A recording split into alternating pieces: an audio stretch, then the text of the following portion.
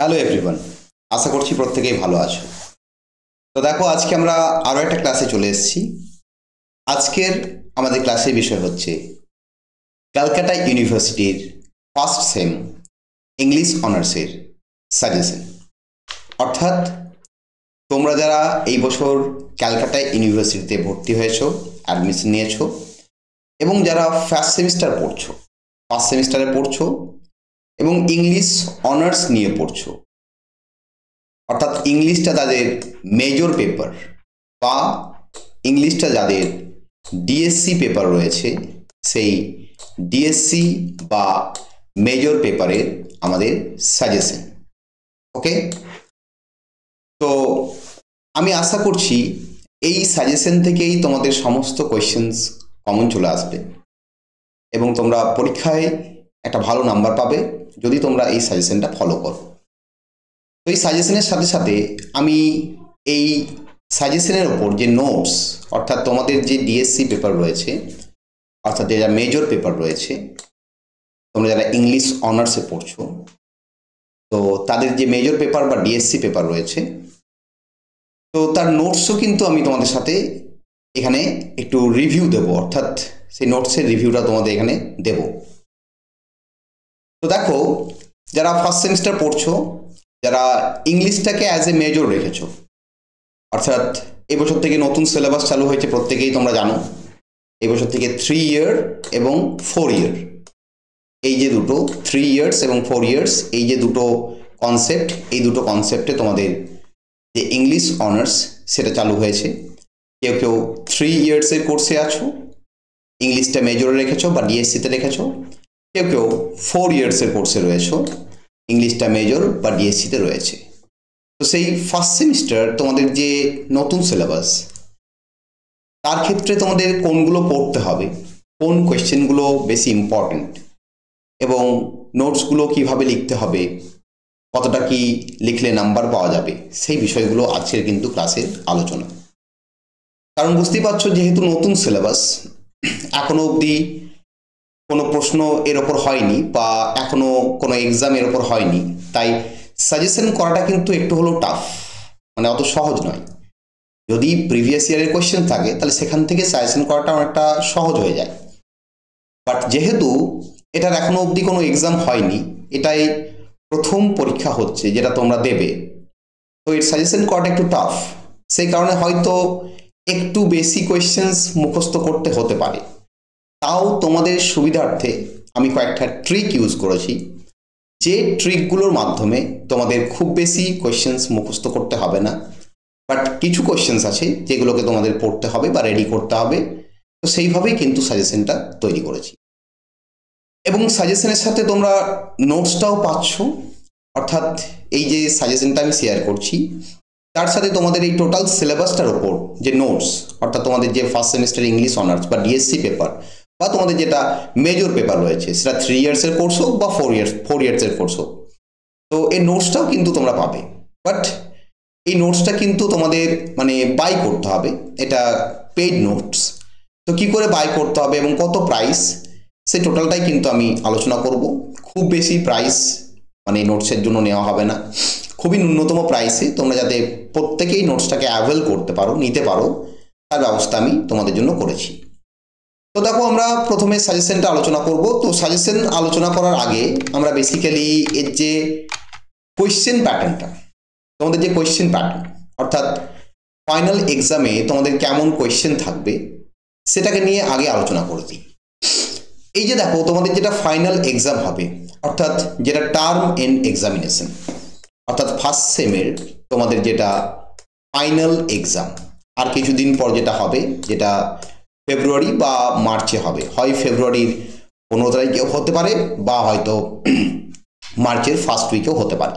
তাহলে এই ফেব্রুয়ারির 15 বা মার্চের ফার্স্ট উইক, এই যে সময়ে তোমাদের এক্সামটা হবে, যে ফাইনাল এক্সামটা, তো সেই ফাইনাল এক্সামের কোয়েশ্চেন প্যাটার্ন কেমন হবে। দেখো, ফাইনাল এক্সামে টোটাল তোমাদের 75 মার্কস থাকবে, অর্থাৎ তোমরা যে রিটেন এক্সামটা দেবে সেখানে টোটাল 75 মার্কস থাকবে। এই 75 মার্কসটা তোমাদের যে দুটো সেকশন রয়েছে, তোমরা জানো তোমাদের সিলেবাসে দুটো সেকশন রয়েছে। একটা হচ্ছে সেকশন এ, যাকে বলা হচ্ছে history of English poetry, from Elizabethan period to post modern period. অর্থাৎ তোমাদের সিলেবাসে আমাদের যদি আমরা দেখি তাহলে আমরা কি দেখতে পাই, এলিজাবেথান পিরিয়ড থেকে একবারই টোটাল, এটা এলিজাবেথান পিরিয়ড, এখান থেকে টোটাল একবারই শুরু করে তোমাদের যে পোস্ট মডার্ন পিরিয়ড রয়েছে সেখানে অবধি সিলেবাসটা রয়েছে। এটা আমরা অলরেডি দেখেছি সিলেবাসে, তাই না? তো সিলেবাস নিয়ে আমার অলরেডি ভিডিও আছে, তোমরা যদি সিলেবাস নিয়ে এখনো যদি কারো আইডিয়া না থাকে তো সেই সিলেবাসটা দেখে নিতে পারো। আমি এই ভিডিওর যে ডেসক্রিপশন বক্স সেখানে লিঙ্ক দিয়ে দেবো। তো তোমাদের যে সেকশন এ আছে হিস্ট্রি অফ ইংলিশ পোয়েট্রি, সেখানে কিরকম কোয়েশ্চেন হবে? প্রথমত তোমাদের একটা 15 মার্কসের কোয়েশ্চেন লিখতে হবে। 3টে কোয়েশ্চেন পরীক্ষায় দেওয়া থাকবে, অর্থাৎ কোয়েশ্চেন পেপারে 3টে কোয়েশ্চেন দেওয়া থাকবে। 3টে কোয়েশ্চেনের মধ্যে তোমাদের একটা 15 মার্কসের ব্রড নোট লিখতে হবে। তাহলে এটা হচ্ছে ব্রড নোট, অর্থাৎ 15 মার্কসের যেটা তোমাদের হচ্ছে সেটা হচ্ছে তোমাদের ব্রড নোট। অর্থাৎ ব্রড নোট কটা লিখতে হচ্ছে? একটা তোমাদের লিখতে হচ্ছে 3টে কোয়েশ্চেনের মধ্যে। তার সাথে তোমাদের শর্ট নোট থাকবে, অর্থাৎ 5 মার্কসের কোয়েশ্চেন থাকবে। 5 মার্কসের কোয়েশ্চেনও তোমাদের একটা লিখতে হবে, সেখানেও 3টে কোয়েশ্চেন দেওয়া থাকবে, 3টের মধ্যে তোমাদের একটা 5 মার্কসের কোয়েশ্চেন লিখতে হবে। তাহলে এই হচ্ছে সেকশন এ, যাকে আমরা হিস্ট্রি অফ ইংলিশ পোয়েট্রি বলছি। সেই হিস্ট্রি অফ ইংলিশ পোয়েট্রির তোমাদের কোয়েশ্চেন পেপার, মানে কোয়েশ্চেন প্যাটার্ন। অর্থাৎ এখানে কি করতে হলো, 3টে বড় কোয়েশ্চেনের মধ্যে তোমাদের একটা 15 মার্কসের বড় কোয়েশ্চেন লিখতে হবে, আর 3টে শর্ট নোটের মধ্যে, এগুলো শর্ট নোট সব, 3টে শর্ট নোটের মধ্যে তোমাদের কি করতে হবে, একটা শর্ট নোটস অর্থাৎ 5 মার্কসের শর্ট নোটস লিখতে হবে। ঠিক আছে?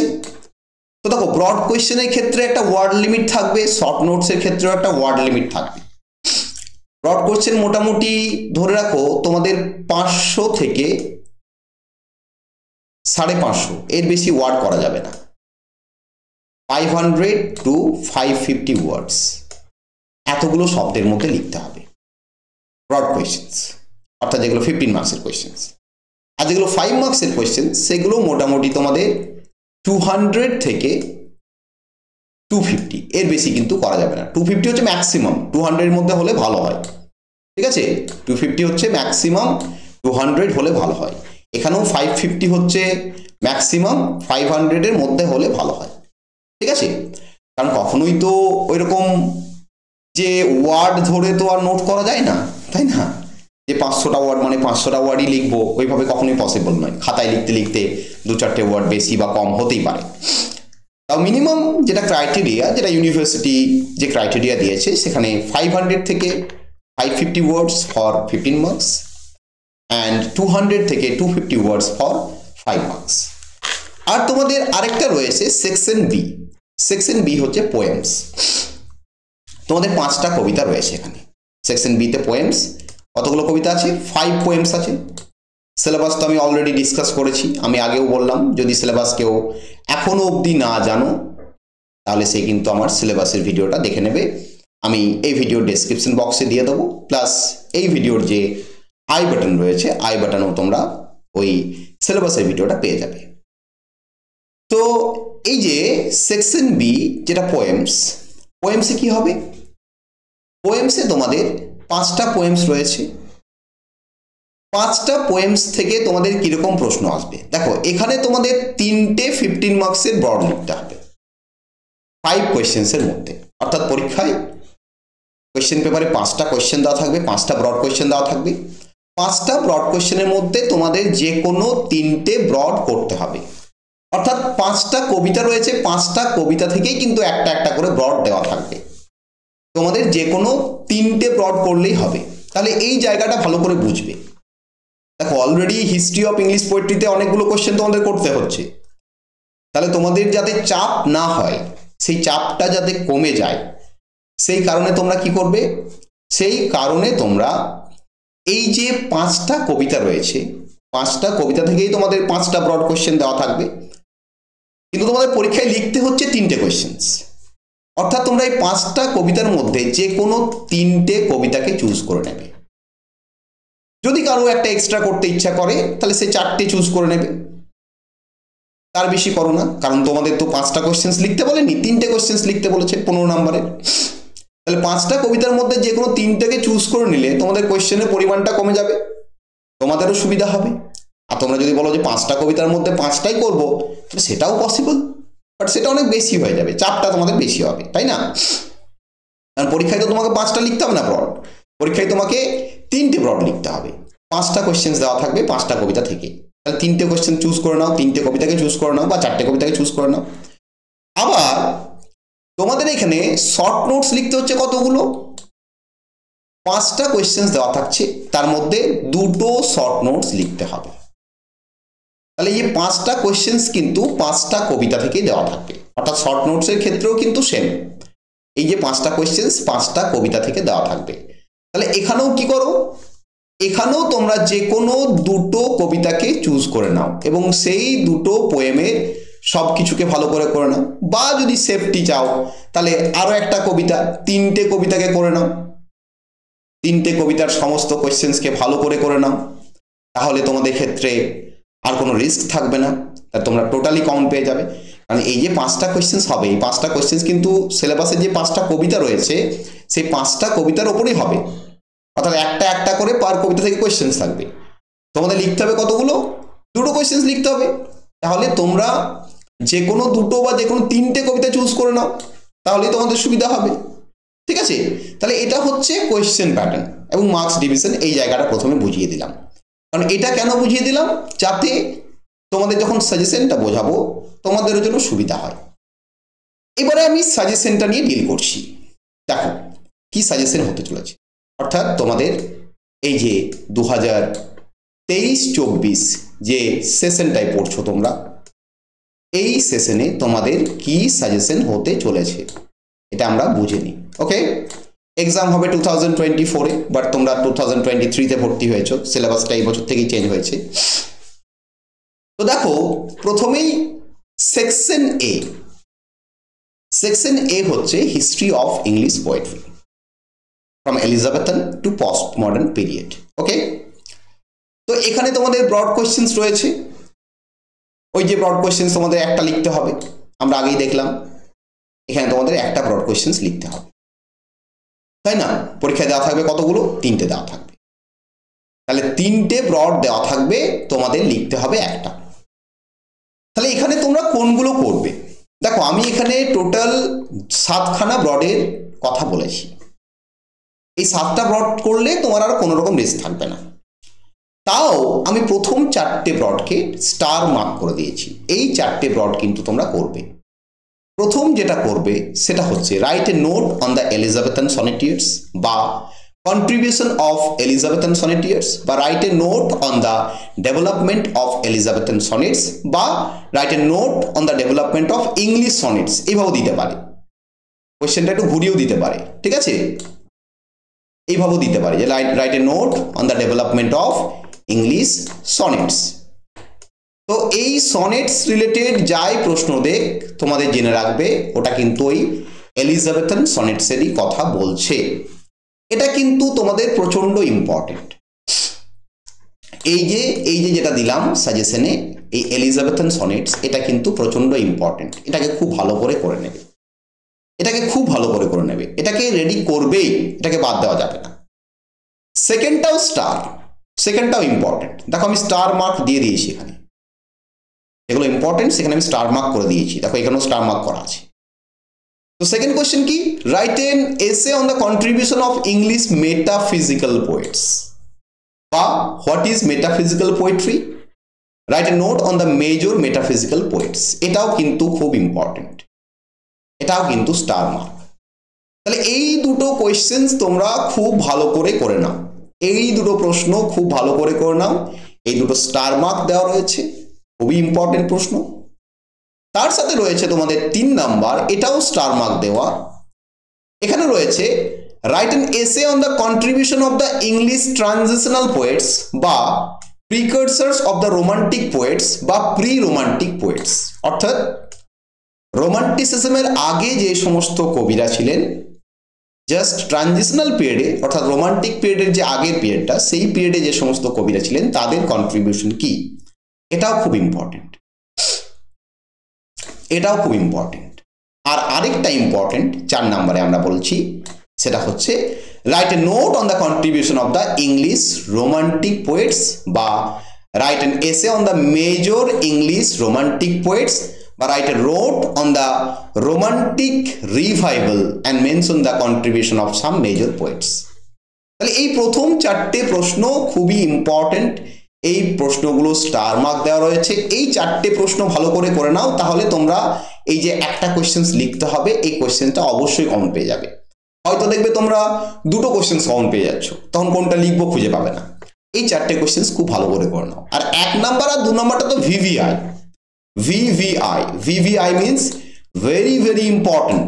1 নাম্বার আর 2 নাম্বার ভিভিআই প্রচন্ড ইম্পর্টেন্ট। ওকে, তার সাথে এই 3 আর 4 নাম্বারটা ইম্পর্টেন্ট। এবারে যদি কারো মনে হয় যে স্যার আমি একটু বেশি করব, আমার আর একটু পড়াশোনা করতে ইচ্ছে যাচ্ছে, তাহলে সে কিন্তু তাদের জন্য আমি সাজেশন করেছি, আমি সবার জন্য করেছি। অর্থাৎ এই সাজেশনটা সবার জন্য।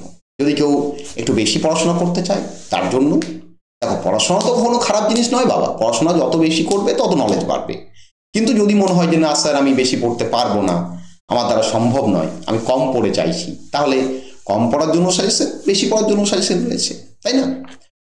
তা দেখো, যারা একটু বেশি পড়তে চাও তারা এটা করতে পারো। Write an essay on the characteristic features of the romantic period, অর্থাৎ রোমান্টিক পিরিয়ডের কি কি ফিচার্স ছিল, কি কি ক্যারেক্টারিস্টিক ছিল, কি কি বৈশিষ্ট্য ছিল, বা কোন কোন বৈশিষ্ট্যগুলো আমরা রোমান্টিক পিরিয়ডে দেখতে পাই, রোমান্টিক কবিদের মধ্যে দেখতে পাই, এটা একটা রয়েছে প্রশ্ন।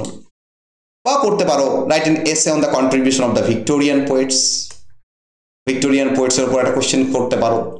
বা করতে পারো write an essay on the contribution of the English war poets of the 20th century, যারা ইংলিশ ওয়ার পোয়েটস ছিলেন 20th century, তাদের কন্ট্রিবিউশনও আসতে পারে। তো এগুলো তোমরা এক্সট্রা হিসাবে করতে পারো। বা প্রথম যে 4টে কথা বললাম এগুলো মোস্ট ইম্পর্টেন্ট। ওকে, তো নেক্সট আমরা হিস্ট্রি অফ ইংলিশ পোয়েট্রি, এই যে সেখান থেকে যে 5 মার্কস লিখতে হবে, অর্থাৎ তোমাদের শর্ট নোটস লিখতে হবে। এই শর্ট নোটসও তোমাদের একটা লিখতে হবে, 3টে দেওয়া থাকবে, তার মধ্যে একটা লিখতে হবে। তো এই শর্ট নোটস কোনগুলো করবে, এখানেও দেখো আমি মোটামুটি 11টার মতো দিয়েছি। 11টার মধ্যে তোমাদের কিছু স্টার মার্ক দেওয়া রয়েছে, সেই স্টার মার্কগুলো ভালো করে করবে। দেখো, শর্ট নোটসে সাজেশন করাটা আরও বেশি টাফ। ব্রড নোটসে সাজেশন যদি বা করা যায়, শর্ট নোটসে সাজেশন করাটা আরও বেশি টাফ। তাও কিন্তু আমি তোমাদের সুবিধার্থে কিছু সাজেশন করেছি, কিছু সাজেস্টিভ কোয়েশ্চেন করেছি। যেমন প্রথমত, write a short note on Tottel's Miscellany বা সংস অ্যান্ড সনেটস। এই টোটালস মিসলেনিকে আরেক কথায় সংস অ্যান্ড সনেটস বলে। এটা একটা ইম্পর্টেন্ট কোয়েশ্চেন, এটা একটা important question, one of the important questions, star mark দেওয়া রয়েছে।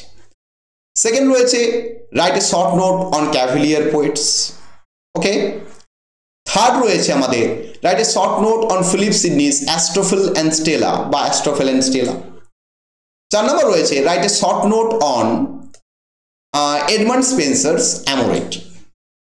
5 নম্বর রয়েছে স্টার মার্ক দেওয়া রয়েছে write a short note on Milton's Paradise Lost. Paradise লস্টের উপর লেখো, অর্থাৎ জন মিল্টন এবং তার যে প্যারাডাইস লস্ট এটার উপর কিন্তু আসতে পারে, তাই না? জন মিল্টনের যে বিখ্যাত আমাদের এপিক রয়েছে, যাকে আমরা প্যারাডাইস লস্ট বলছি, সেই প্যারাডাইস লস্টের উপর কিন্তু প্রশ্ন হতে পারে। ওকে, নেক্সট আমরা বলছি, দেখো, write a short note on the Rape of the Lock. এটাও কিন্তু ইম্পর্টেন্ট। আলেকজান্ডার পোপের লেখা the Rape of the Lock, এটাও কিন্তু খুব ইম্পর্টেন্ট। তারপর দেখো রয়েছে আমাদের সাজেশনে write a short note on Lyrical Ballads, এটাও খুব ইম্পর্টেন্ট, এটাও স্টার মার্ক দেওয়ার মতো।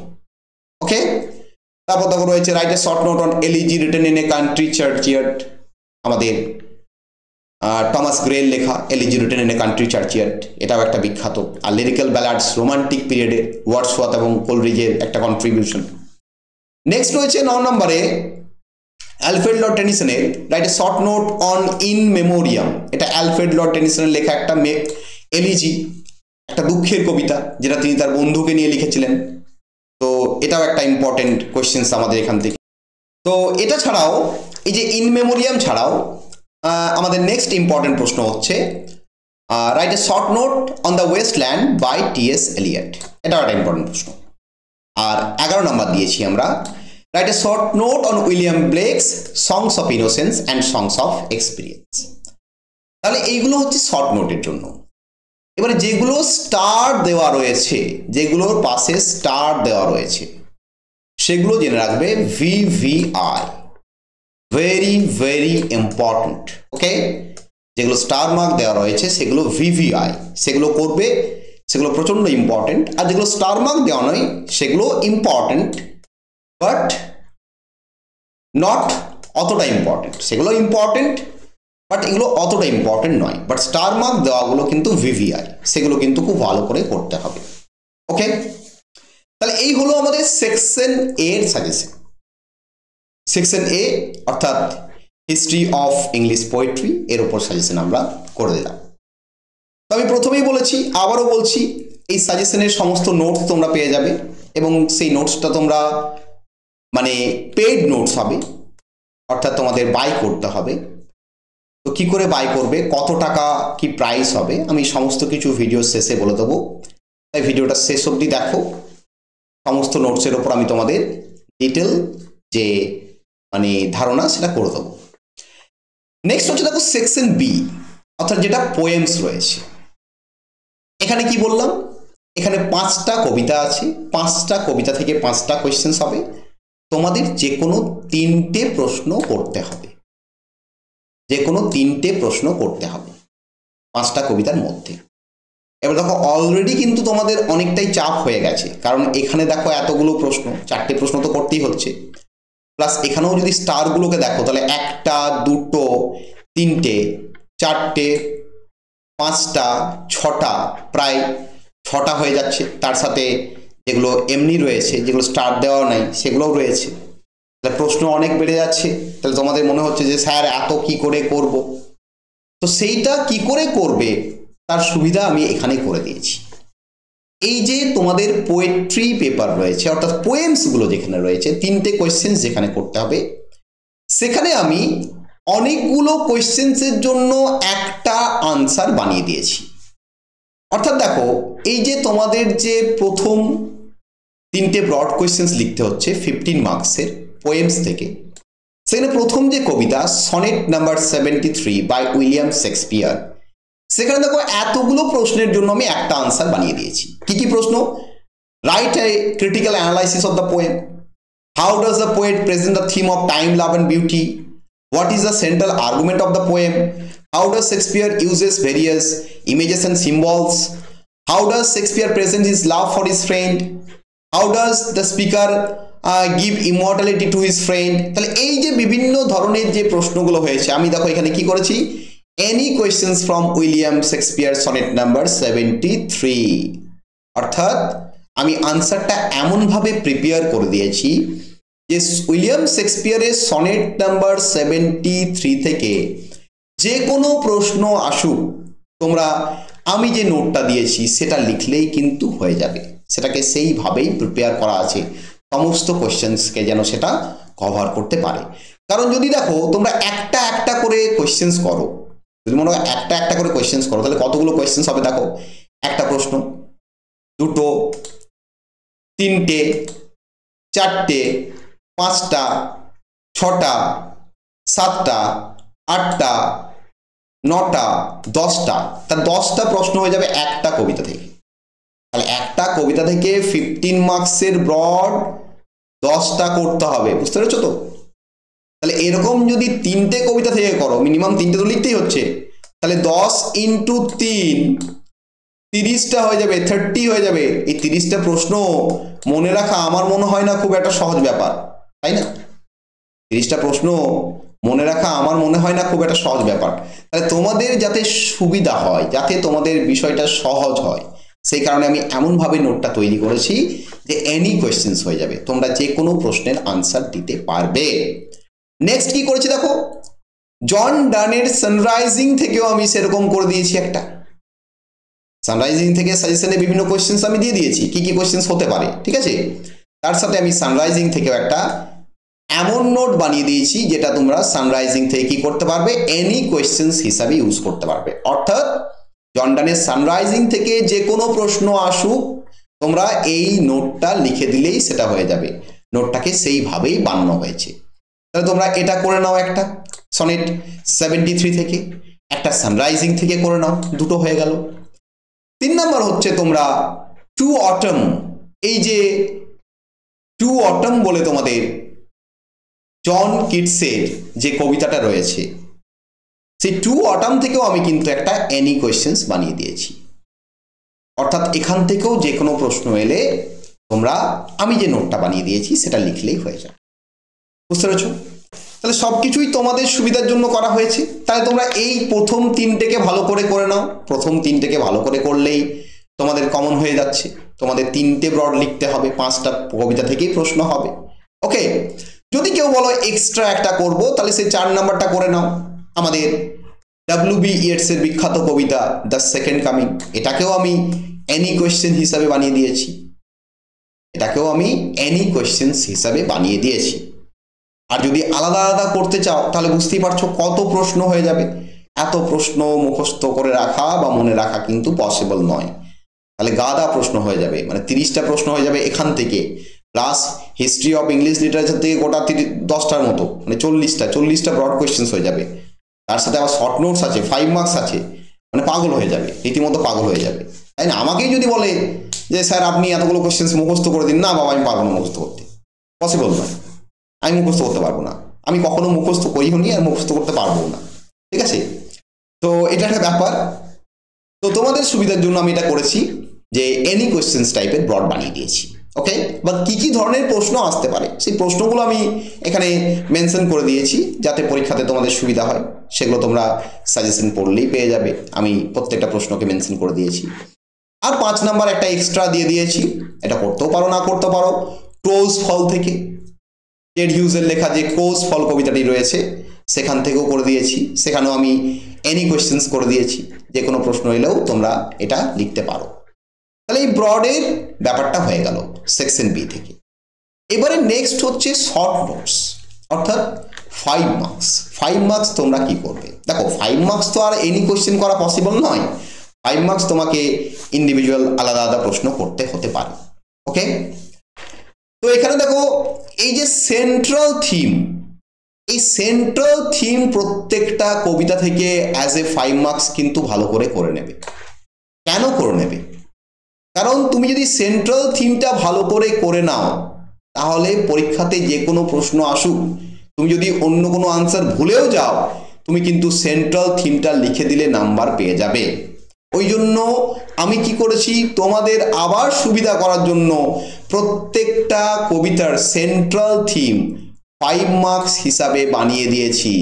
যে 5 মার্কসে কি লিখবে? সেন্ট্রাল থিম বলতে মেইন থিম, অর্থাৎ কবিতাটা কোন থিমটাকে নিয়ে ডিল করছে, মেন বিষয়বস্তু কি, সেটা আমি প্রত্যেকটা কবিতার জন্যই বানিয়ে দিয়েছি। ঠিক আছে, তাহলে সনেট 73 বা উইলিয়াম শেক্সপিয়ার, সেখানকার সেন্ট্রাল থিমটা করে নেবে। এটা তোমাদের হেল্পফুল হবে। যদি বাই চান্স ভুলে যাও এত প্রশ্নের চাপে, তখন এই সেন্ট্রাল থিমটা মোটামুটি লিখে দিয়ে এলেই নাম্বার পেয়ে যাবে। এছাড়া কিছু লাইন তুলে প্রশ্ন আছে যেগুলো তোমাদের আসতে পারে। যেমন দেখো এই যে লাইন তুলে যে প্রশ্নটা আছে, এখানে এই লাইনটা প্রচন্ড important. Fair wind quaits while late the sweet birds sang, অর্থাৎ এই টোটাল 4টে লাইনই আছে ইম্পর্টেন্ট, তাই না? তার মধ্যে বেশি ইম্পর্টেন্ট হচ্ছে এই লাইনটা। তো এটাকে এক্সপ্লেন করতে বলতে পারে, explain with reference to the context, বা প্রশ্নও দিতে পারে যে what is the meaning of this lines, এভাবেও দিতে পারে। এটা একটা আলাদা প্রশ্ন। আরেকটা হচ্ছে 3 নম্বর, দেখো আমি দিয়েছি আরেকটা প্রশ্ন। এটা আমাদের লাস্টের দুটো লাইনকে এক্সপ্লেন করতে দিতে পারে। এটাকেও আমি 5 মার্কসের হিসাবে ইউজ করেছি। কিন্তু সেন্ট্রাল থিমটা তোমাদের আমি ভালো করে করতে বলছি। সেন্ট্রাল থিমটা করলে যদি এগুলো ভুলেও যাও মনে করো, তখন কিন্তু লিখতে পারবে। এছাড়া দেখো আমরা এই সনেট 73 পর আমরা চলে আসছি সানরাইজিং এ। তো সানরাইজিং এর ক্ষেত্রেও দেখো আমি সেন্ট্রাল থিম দিয়ে দিয়েছি। সেন্ট্রাল থিম বা তাকে আমরা সিগনিফিকেন্স অফ দ্য কি বলছি, টাইটেল বলছি। এটাও কিন্তু মোস্ট ইম্পর্টেন্ট, এটাকে ভালো করে নেবে। এছাড়া যদি লাইন তুলে করতে চাও, লাইন তুলে যদি কোয়েশ্চেন দেয়, তাহলে সে এই লাইনটা খুব important. She is all states and all princes I, nothing else is. এই যে লাইনটা all hours mimic all twelfth alchemy, এই যে লাইনটা, এই লাইনটা প্রচন্ড ইম্পর্টেন্ট। ওকে, এটাকে করতে পারো। বাট সেন্ট্রাল থিমটা আমি আরেকবার বলছি, সেন্ট্রাল থিম কিন্তু ভালো করে নেবে। আবার একটা রয়েছে দেখো, shine here to us and thou art everywhere, this bed thy centre is, this walls are sphere, এটাও একটা ইম্পর্টেন্ট, এটা থেকেও প্রশ্ন আসতে পারে। বা look and tomorrow late tell me what the both Indies of spice and mind, এখানেও আসতে পারে। এই যে প্রশ্নগুলো এইভাবে প্রশ্ন করতেই পারে। ওকে, তাছাড়া রয়েছে love is all alike no seasons nor clime nor hours days months which are the rags of time, এটাকেও এক্সপ্লেন হিসেবে আসতে পারে। দেখো এখানেও কিন্তু আমি কিছু স্টার মার্ক করে দিয়েছি, যেমন দেখো এটা স্টার মার্ক দেওয়া রয়েছে, এটা স্টার মার্ক, এটা স্টার মার্ক, আবার এটাও স্টার মার্ক, এটা স্টার মার্ক। 6 নম্বর দেখো স্টার মার্ক নেই, 8 নম্বরে আবার স্টার মার্ক দেওয়া রয়েছে, তাই না? তো স্টার যেখানেই পাবে তোমরা, স্টার যেখানেই পাবে জেনে নেবে সেই স্টারটা কিন্তু খুবই ইম্পর্টেন্ট। নেক্সট দেখো, নেক্সট হচ্ছে আমরা টু অটম, কিডসের লেখা টু অটম, এখানেও দেখো সেন্ট্রাল থিম, টু অটমেরও কিন্তু আমরা সেন্ট্রাল থিম, এবং সেন্ট্রাল থিম কিন্তু ভালো করে নেবে, বারবার বলছি সেন্ট্রাল থিম ভালো করে নেবে, এটা কিন্তু খুবই ইম্পর্টেন্ট একটা কোয়েশ্চেন। অর্থাৎ তুমি ভুলেও গেলে সেন্ট্রাল থিমটা লিখে দিয়ে আসতে পারবে। সেন্ট্রাল থিম মানে মেইন থিম, মেইন কি সাবজেক্ট ম্যাটার রয়েছে কবিতাটার মধ্যে। নেক্সট দেখো, আমরা কি দেখতে পাচ্ছি, কিডস কিভাবে অটমকে পার্সনিফাই করেছে, এটা একটা ইম্পর্টেন্ট প্রশ্ন, এটা স্টার দেওয়া রয়েছে। নেক্সট দেখো এই যে লাইনগুলো, এই লাইনটা where are the songs of spring uh where are they think not of them thou has thy music too, এটাও কিন্তু খুব ইম্পর্টেন্ট লাইন, আমাদের এই কবিতা থেকে স্টার মার্ক দেওয়া রয়েছে। ওকে, নেক্সট আমরা দেখো সেকেন্ড কামিং থেকেও সেন্ট্রাল থিম দিয়েছি, সেকেন্ড কামিং থেকেও সেন্ট্রাল থিম দিয়েছি বা সিগনিফিকেন্স অফ দ্য টাইটেল দিয়েছি, এটা কিন্তু খুবই ইম্পর্টেন্ট। ওকে, এটাকে ভালো করে নেবে। এছাড়া এই সেন্ট্রাল থিম ছাড়া তোমরা কি করবে, এই স্পিরিটাস মুন্ডি, এটা স্টার দেওয়া নেই, খুব একটা ইম্পর্টেন্ট নয়। এই 14 নম্বর প্রশ্নটা important, falcon and falconer imagery of the poem, খুব ইম্পর্টেন্ট এটা। ওকে, তাছাড়া এই যে rough beast slouches towards Bethlehem to be born, এই লাইনটা খুব ইম্পর্টেন্ট, এটাকে এক্সপ্লেন হিসেবে আসতে পারে। তাহলে এই হয়ে গেল সেকেন্ড কামিং থেকে। আর লাস্ট হচ্ছে ক্রোজ ফল, ক্রোজ ফল কবিতাতেও আমরা এই যে এটা দিয়েছি টাইটেল অফ দ্য পোয়েম, এটা হচ্ছে আমাদের সেন্ট্রাল থিম, এটাকে ভালো করে করতে হবে। সেন্ট্রাল থিম মানে ইম্পর্টেন্ট, আমি বারবার বলছি। ওকে, এই সেন্ট্রাল থিম ছাড়া, সেন্ট্রাল থিম বা টাইটেল হিসাবেও তুমি লিখতে পারো এটাকে। সেন্ট্রাল থিম বা টাইটেল ছাড়া তোমরা এই যে লাইনটা দিয়েছি, up there he managed where white is black and black is white I own, এই লাইনটা প্রচন্ড ইম্পর্টেন্ট। ওকে, প্রচন্ড ইম্পর্টেন্ট, স্টার মার্ক দেওয়া রয়েছে দেখো এখানে, এটা করতে পারো। তাছাড়া আরেকটা প্রশ্ন রয়েছে, write a short note on the mythological or allegorical significance of the poem Crow's Fall. তাহলে আমি আরো একবার বলে দিই, তোমাদের যেগুলো স্টার মার্ক দেওয়া থাকছে সেগুলো ভালো করে করছো, ঠিক আছে? আর এই যে কবিতার সেকশন, 5টা কবিতা রয়েছে, 5টা কবিতা থেকেই প্রশ্ন আসবে। তোমরা যে কোনো 3টে কবিতাকে করে নাও বা 4টে কবিতা করে নাও, এবং আমি সেখানে এনি কোয়েশ্চেন্স দিয়েছি ব্রডের জন্য, ভালো করে ব্রড লিখতে পারবে, যে কোনো ব্রডেলে লিখতে পারবে সেরকম করে দিয়েছি।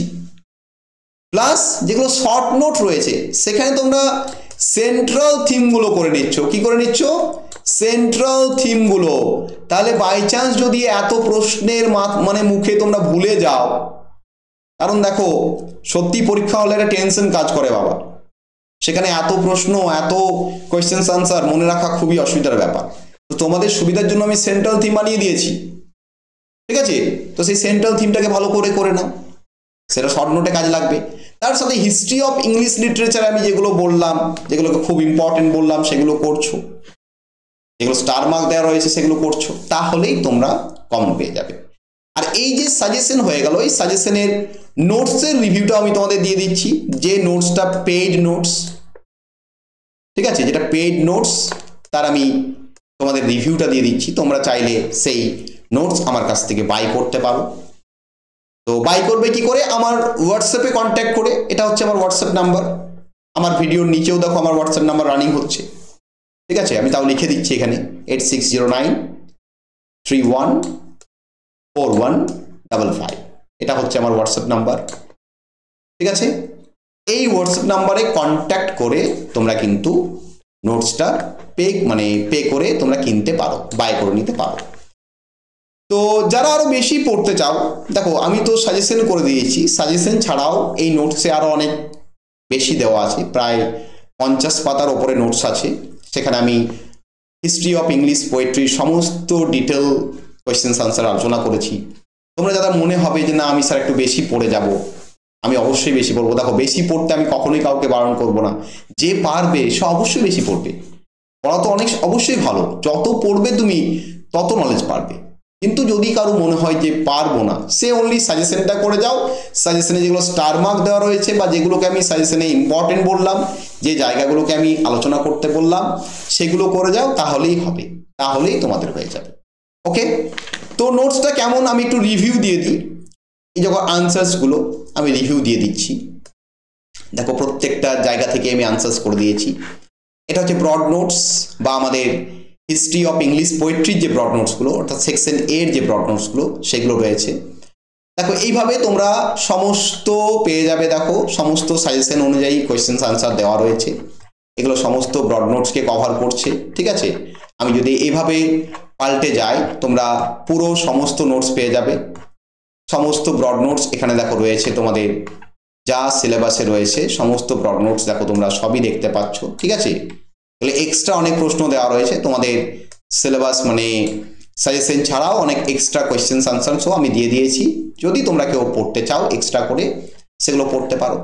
যেমন দেখো শর্ট নোটসও দেওয়া রয়েছে তোমাদের 5 মার্কসের হিস্ট্রি অফ ইংলিশ পোয়েট্রি থেকে, যে শর্ট নোটসগুলো আমি সাজেশনে দিয়েছি সেগুলোও দেওয়া রয়েছে, তার সাথে সাথে কিছু এক্সট্রা দেওয়া রয়েছে। যেমন দেখো এটা সাজেশনে দেওয়া আছে, এটাও পাচ্ছ, তাই না? এবং তোমাদের ওয়ার্ড মেনটেন করে, তোমাদের যত ওয়ার্ডে লিখতে হয় সেই ওয়ার্ডটা মেনটেন করে রয়েছে। দেখো আমি এটারও একটু রিভিউ দিয়ে দিচ্ছি, ঠিক আছে? এটারও একটু রিভিউ দিয়ে দিচ্ছি কেমন হতে পারে এই নোটসগুলো। আমি পুরো যে পিডিএফটা রয়েছে, পুরো পিডিএফেরই আমি রিভিউ মোটামুটি দিয়ে দিচ্ছি। তো জেনে রাখো তোমাদের বেসিক্যালি সমস্ত কিছুর ওপরই দেখো আমি আলোচনা করে দিয়েছি, অর্থাৎ তোমাদের আরো অনেক বেশি আমি নোটস দিয়েছি, অর্থাৎ যেগুলো সাজেশনে দেওয়া আছে তার চেয়ে অনেক বেশি কিছু দেওয়া আছে। তোমরা যদি পড়তে পারো তাহলে তোমাদের এগুলো সুবিধা হবে, সবই কিন্তু কাজে লাগবে। ভবিষ্যতে যাদের ইংলিশকে নিয়ে এগোনোর ইচ্ছা আছে তারা এগুলোকে অবশ্যই পড়বে, ঠিক আছে? তারপর দেখো এই যে ব্রড নোটস আমরা দিয়ে দিয়েছি। কি থেকে দিয়ে দিয়েছি? পোয়েম সেকশন, অর্থাৎ সেকশন বি থেকে ওই যে বিভিন্ন ব্রডগুলো আমি তোমাদের দেখালাম, দেখো এগুলোকে আমি এনি কোয়েশ্চেন্স বলছি, তাই না? ওই এনি কোয়েশ্চেন্স টাইপের ব্রডগুলো কিন্তু দেওয়া রয়েছে, অর্থাৎ সাজেশনে যা রয়েছে সেগুলো কিন্তু সব রয়েছে। দেখো সানরাইজিং থেকেও দেখো এনি কোয়েশ্চেন ব্রডটা দেওয়া রয়েছে, তাই না? তারপর দেখো ট্রু অটাম থেকে, সেখান থেকেও দেখো এনি কোয়েশ্চেন ব্রডটা দেওয়া রয়েছে। তারপর নেক্সট দেখো আমাদের সেকেন্ড কামিং, সেখান থেকেও এনি কোয়েশ্চেন ব্রড দেওয়া রয়েছে। তারপর দেখো তোমাদের রোজ ফল, সেখান থেকেও এনি কোয়েশ্চেন ব্রড দেওয়া রয়েছে। এইভাবে দেখো তোমাদের সিলেবাসটা টোটাল কভার করা রয়েছে। তার সাথে শর্ট নোটস পোয়েমস থেকে, এই দেখো সেন্ট্রাল থিম, তার সাথে যে লাইনগুলোর কথা বলা রয়েছে সেই লাইনগুলো দেখো তোমরা পেয়ে যাচ্ছ, অর্থাৎ টোটালি এক্সপ্লেন করে দেওয়া রয়েছে। টোটালি তোমাদের যেরকম ভাবে হয় সেই রকম ভাবেই দেওয়া রয়েছে। দেখো সানরাইজিং থেকেও দেওয়া রয়েছে, ঠিক আছে? সানরাইজিং থেকেও দেওয়া রয়েছে তোমাদের টু অটম থেকেও দেখো তোমরা পেয়ে যাবে। দেখো টু অটম থেকেও মেইন থিম বা সেন্ট্রাল থিম দেওয়া রয়েছে।